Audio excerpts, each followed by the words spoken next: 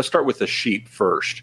If you hear the word sheep and you think, oh, those are people who were chosen before the foundation of the world for reasons that we just don't know. God in his secret counsel picked certain people and those are his sheep.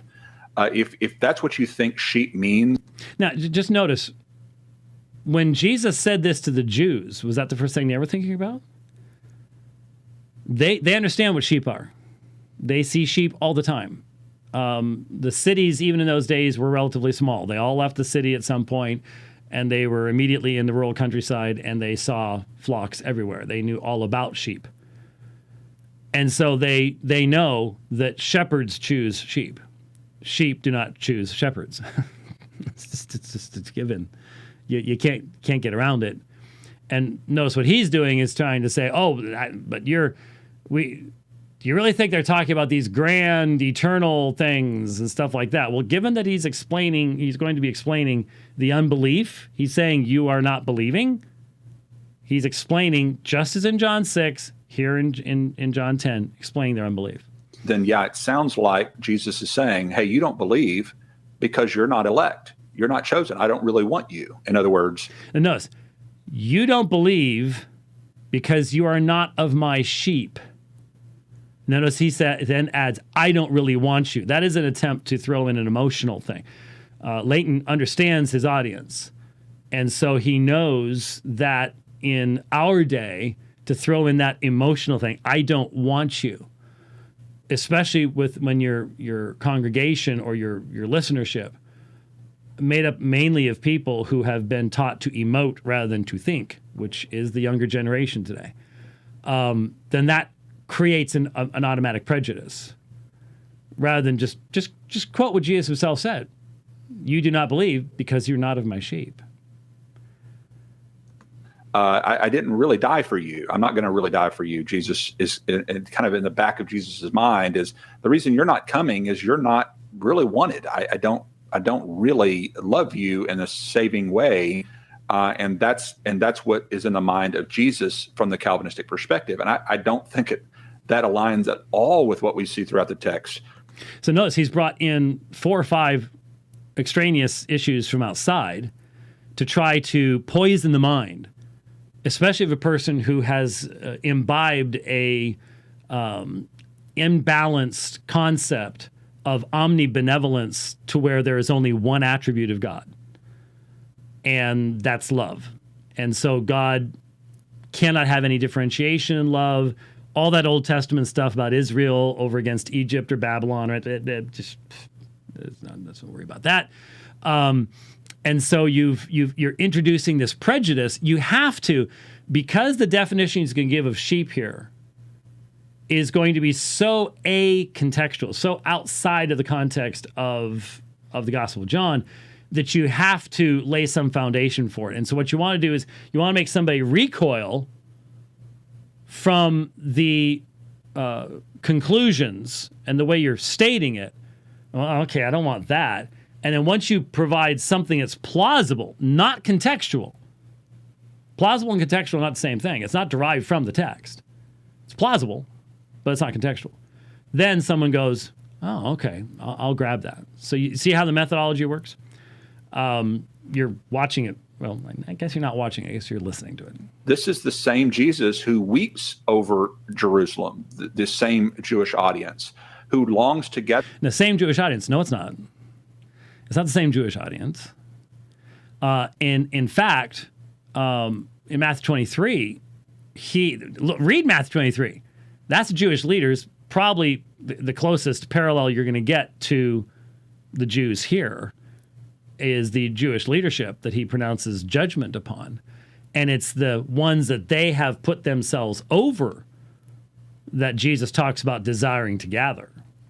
That's a whole different context. Them like a mother hen gathers her chicks under her wings, but they are unwilling. This is the same group of people that... They are unwilling.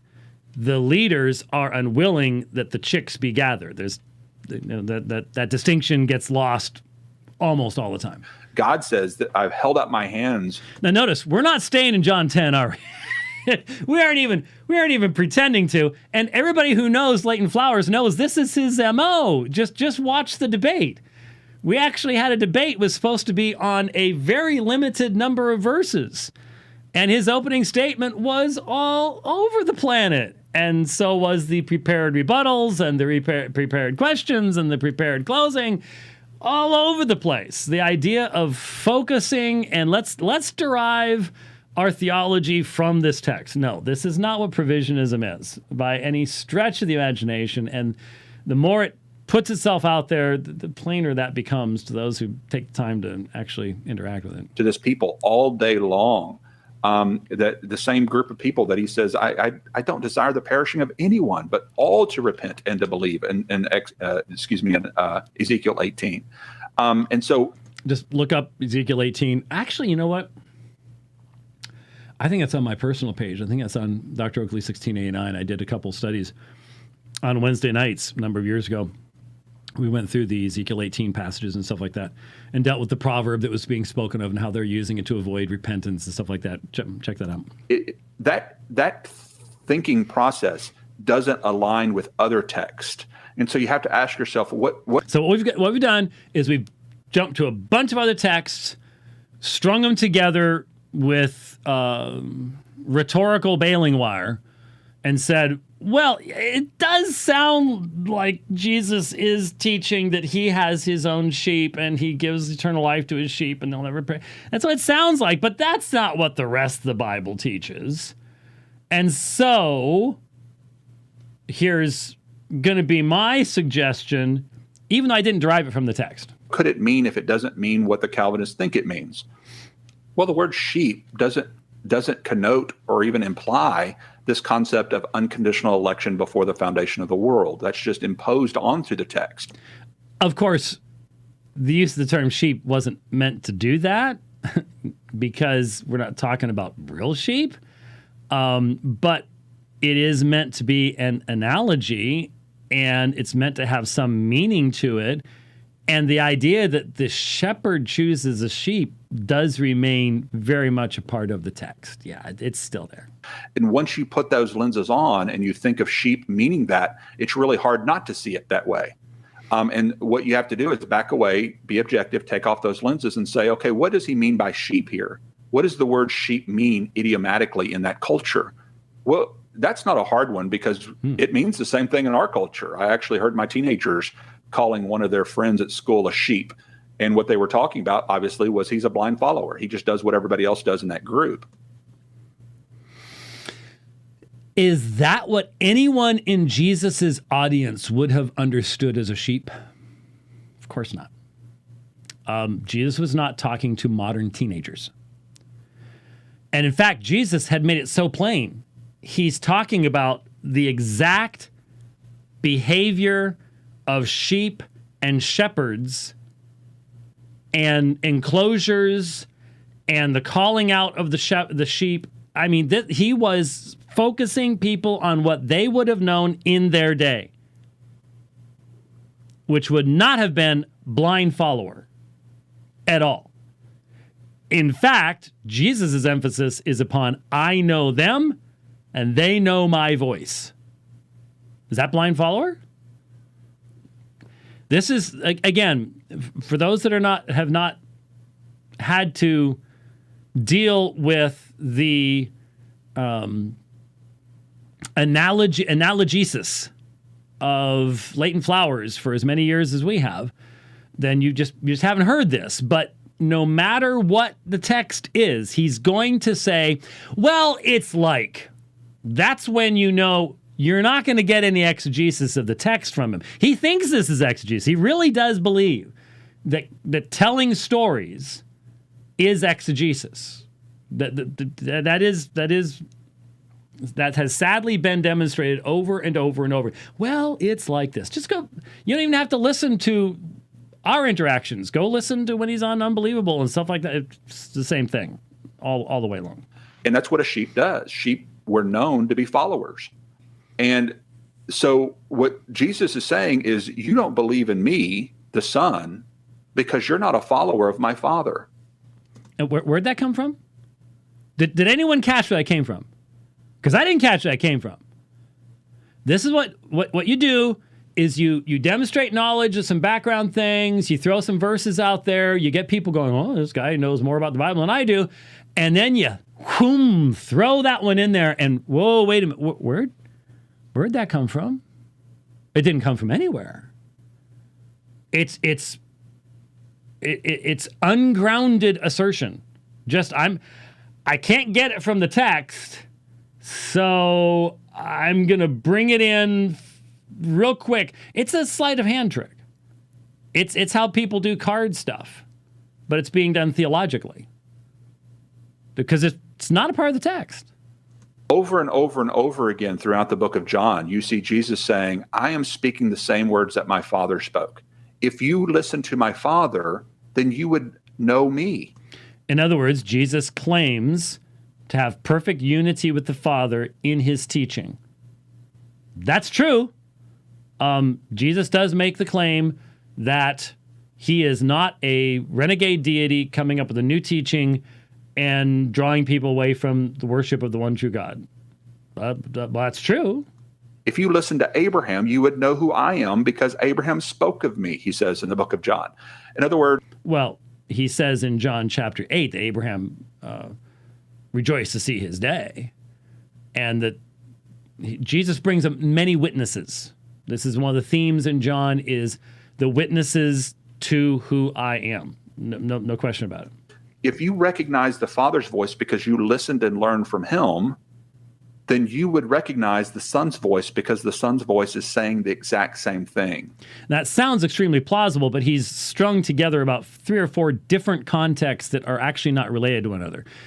It sounds like some of what he just said was from John 6:45. The problem is John 6:45 is describing the drawing that the Father does of those that he gives to the Son. And that's why they come to the Son infallibly. All that the Father gives the Son come to the Son. All that are drawn by the Father to the Son come to the Son. That is a powerful act of God. In John 6:45, he explains how that works. There is a teaching. There is a effective act of the Father. But notice what Leighton is doing. Leighton turns that into the capacity and ability of the individual. If you were just listening to the Father, well, the problem is in John 6:45, that teaching is given to a specific people. It's given to the elect that are given by the Father to the Son. So it's not just some general, provisional, I'm going to throw this out here, it's up to you thing. That's his thing that he's now trying to sneak into a text that nowhere contains any of this stuff. And so what Jesus is saying is you won't believe in me, the Son, because you're not a follower of the Father. If you were a follower of the Father, then you would recognize my voice and you would believe in me. Now, that sounds great. But where is that in John 10 again? Make sure, ask the question. Where does this fit into what Jesus says in John chapter 10? He says that the ones saved by him and the Father are the same ones. But nowhere is there anything about this new definition of sheep. Nowhere is there anything that, well, the sheep are the ones that choose to listen to the Father.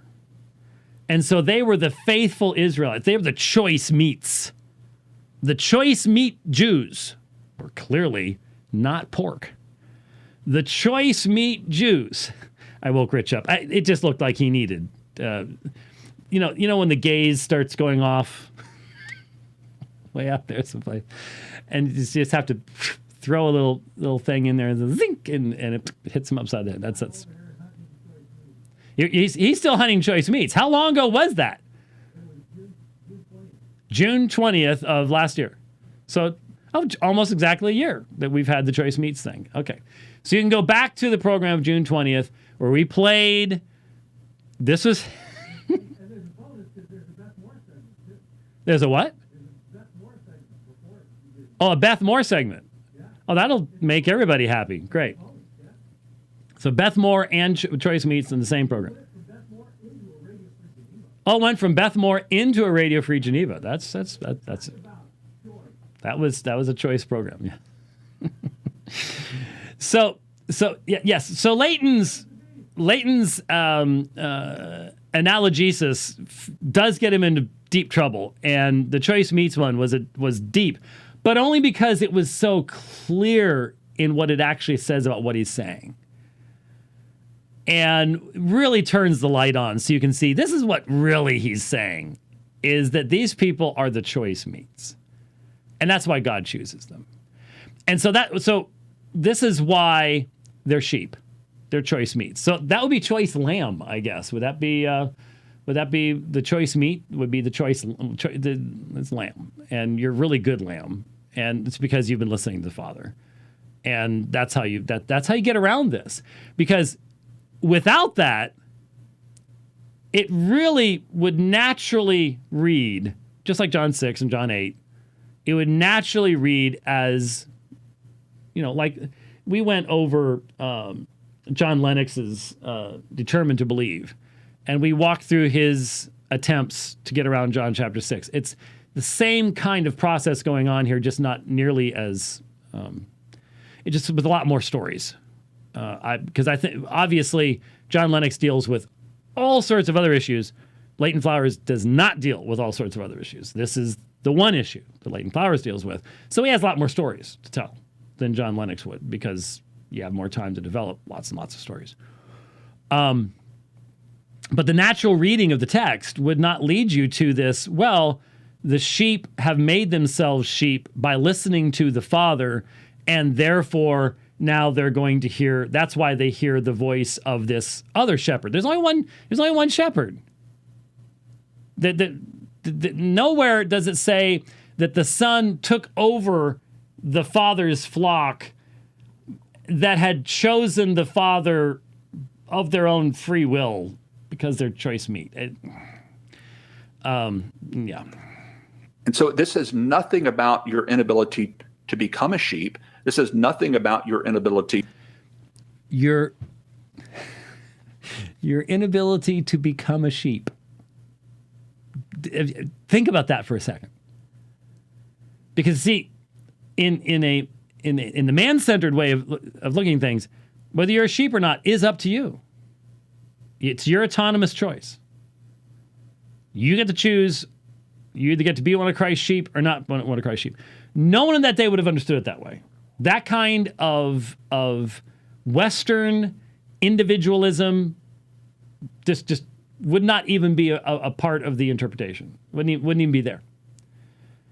And so the whole idea of becoming sheep, Jesus had said in John chapter 8, why don't you hear my words? Because you don't belong to God. Why aren't you believing in me? John 6, because you're not chosen by God. John 10, you're not of his sheep. But you can be, right? That's what Jesus said in John 6 and John 8 and John 10. But you can be, just do this. No, that's not actually what happened in any of those passages at all.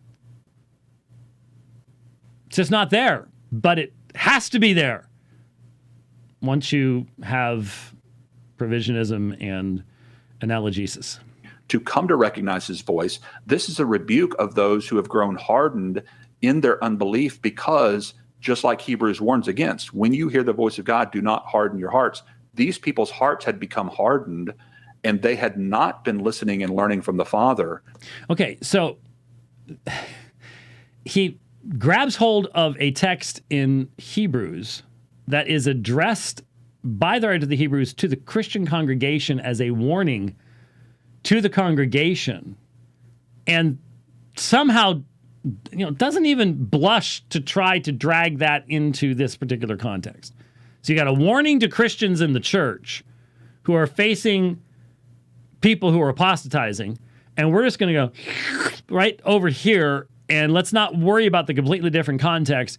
And now we've got the Jewish people are the Christian church, which couldn't be in danger of apostasy. But anyways, now the Jewish people are the Christian church, and so we can apply those warnings here about the hardening of the hearts. This is what analygesis gets you. they had grown hardened to his voice, and therefore they're not recognizing the voice when it comes from the Son, their shepherd. And so their shepherd. So in a text where Jesus says, "You are not my sheep," he says, well, if they're the Jewish people, they are his sheep. Maybe it's just a potential shepherd then? I don't know. It's really hard to figure. Once you have your conclusion that you have to have, but it doesn't come from the text, the damage done to the text becomes extensive. It really does. That's the context that John chapter 10 is speaking in. He even goes on to say in that context, if you don't believe my words, at least believe the signs and wonders. He's pleading with them. This is not an idea or a concept that Jesus doesn't really want them to believe or doesn't really love them. Do you know what that comes from? You know which part of John 10 that comes from? That was after they picked up stones to stone him. Yeah. So Jesus is giving the defense against their allegation of blasphemy. That's where he goes to, remember, he goes to Psalm 82. He accused them of being unrighteous judges. I said, you're gods. You should fall like men. And he is actually rebutting their accusation of blasphemy. And that becomes Jesus pleading with them to believe in him. I didn't make up choice meats. I'm not making this up. Leighton Flowers does not do exegesis. He just doesn't. And if you want the proof of this, I don't know how many hours on his YouTube page. I know that my name is associated with minimally 40%, either in title or content. Minimally, maybe more. Of hours and hours and hours and hours and hours. I simply say to you, if you know what exegesis is, you will be able to see the difference between exegesis and analygesis. If you will but take the time. I would not suggest it personally. I mean, there's only so much time in the world. And I'm going to be doing an hour and a half to almost 2 hours today. The response will probably be 4 hours long. It may be being aired even right now, for all I know. But yeah, I wouldn't suggest it. But if you want to, it's there. He is accomplishing his purpose through even their unbelief, and that has to be understood within the context of the New Testament as well. Is that when Jesus is down from heaven, he's not trying to get everyone to come to faith in him right up front. It's just very, again, rather idiosyncratic. When Jesus is down from heaven, most of us refer to that as the incarnate state. During the period of Jesus's humiliation, his incarnation, not down from heaven. It's like I've got a friend right now is down in Branson. Just going down and visiting. Just don't know where this terminology obviously always comes from. But here the idea is that it's almost a dispensational idea that during the incarnation, Jesus isn't trying to get everybody saved. That's going to be for later. Well, yeah, in the sense that you have to have the message of the cross and the resurrection before you can start proclaiming the message of the cross and the resurrection. But then comes Leighton's, and this is where all the judicial hardening stuff comes from, because that's a tough thing for provisionists to deal with, is all the judicial hardening stuff. And so he's come up with this, well, not he, but he utilizes this argumentation that it was necessary to blind people's eyes and to deafen their ears to accomplish the cross. And then once you've got that, then you don't have any of that type of stuff anymore. So this sovereignty of God thing and all those hardening and all the rest of that kind of stuff, that was just during that time.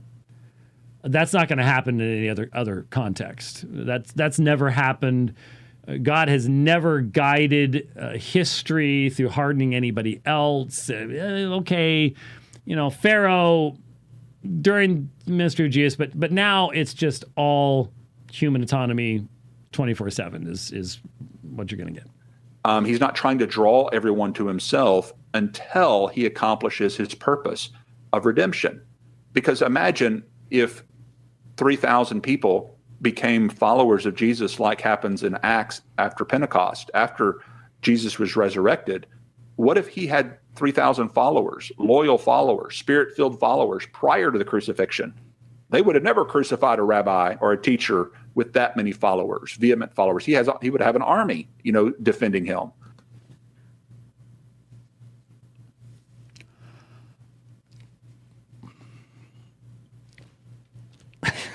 I'm sorry. When I heard this, I was driving, and I am very thankful for my Subaru.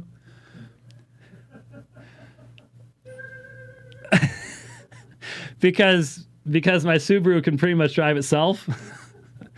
And so it can keep me in the lane, and I had the interactive cruise control on, so it's gonna keep me from the car in front of me and slam on the brakes if I need to. And I'm very thankful for my Subaru. Because I listened to Leighton Flowers while I'm driving. This was almost as good as the Choice Meats illustration because it tells you so much. We can't have Jesus. We can't have 3,000 people choosing to follow Jesus because they'll make an army and then the crucifixion will never take. Once you abandon and in fact deny, and I would say to the point of detest, the sovereign decree of God. And there is no sovereign decree of God in Leighton Flowers' world. I think we all recognize that, hopefully by now. There is no sovereign decree of God. Once you abandon that, this is what you end up with. Jesus can't have an army of 3,000 Spirit-filled followers. What was at the end of John chapter 7 again? The Spirit was not yet given because Christ was not yet glorified?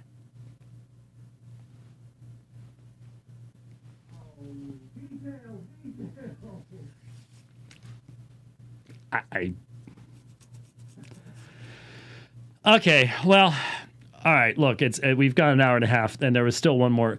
Let me just jump down to this one really, really quickly. I'll try to be a little bit shorter.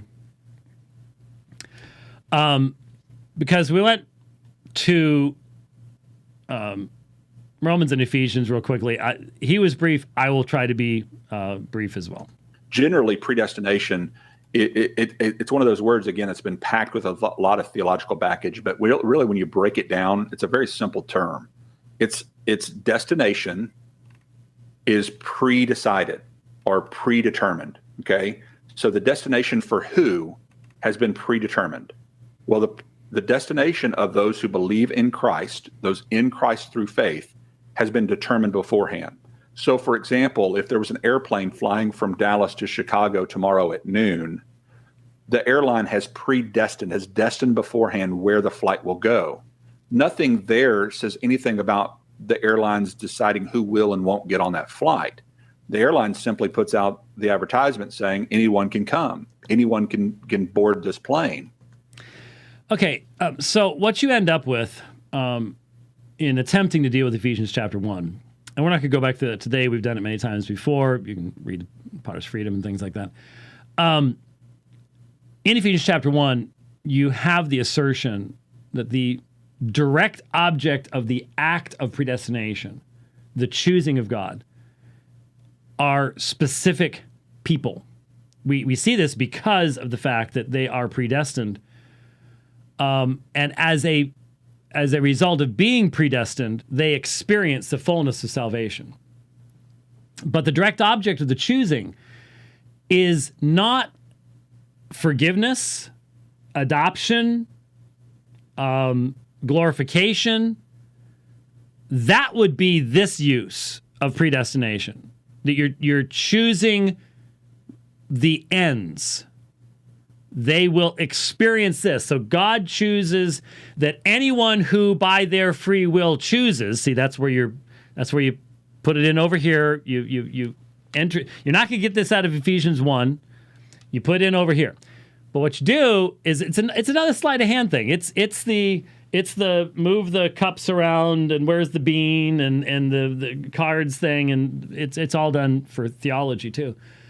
But what's being said is what's been predestined is that those who believe will be conformed to the image of Christ, will be adopted, will be forgiven, will be all these other things, indwelt by the Spirit of God. So this is the idea that you want to communicate. And a reformed believer who has become reformed through doing sound exegesis should not find this to be any kind of meaningful argumentation. This should be eye roll, really type of argumentation. But there are people who have become reformed through less than appropriate means, or look, you can become reformed. God can draw a straight line with a crooked stick, but you should want to become grounded as quickly as possible, even if your introduction was not the most long-lasting way of being introduced to Reformed theology. If I know people who were introduced to Reformed theology by people now that they go, I can't believe I listened to that guy, but back then he was saying some good things, and they've matured and realized, look, the only reason to be reformed is because you're convinced that that's what the exegesis of the text consistently applied, using the same methods of hermeneutics across the board, consistently teaches, rather than going, I use a different methodology for soteriology, a different method. Once you realize that stuff doesn't work, then any of the superstar things should be laid aside. It's not because superstar preacher JP or JM or RCS or the other RCS, all of those things should be laid aside. And I am convinced of this because the text says this, because it's right there. This is the consistent way of understanding the text, and I'm using the same methodologies. So when you do that with Ephesians chapter 1, this whole definition of predestination is lost. Or Romans 8, as we've demonstrated. But the direct object of this divine act are individuals who then experience these things, but the individuals are the ones that are chosen. Is the final glorification of the elect a part of God's sovereign decree? Of course it is. But what Leighton Flowers wants you to do is to believe that what he has predestined is just simply that anyone who will believe, and I'll leave that up to everybody else, will receive glorification. That results in an impersonal concept of atonement, union with Christ, adoption, forgiveness. It all becomes impersonal. Because what you're saying is God has chosen to forgive and adopt a nameless, faceless group, and it's all up to us as to who that's going to be. Even though Ephesians 1 says he chose us in him. Not he chose a plan in him that we then voted ourselves into. That's not the same statement by any stretch of the imagination. But that's what you've got in quote-unquote provisionism and the perspective that it presents to us.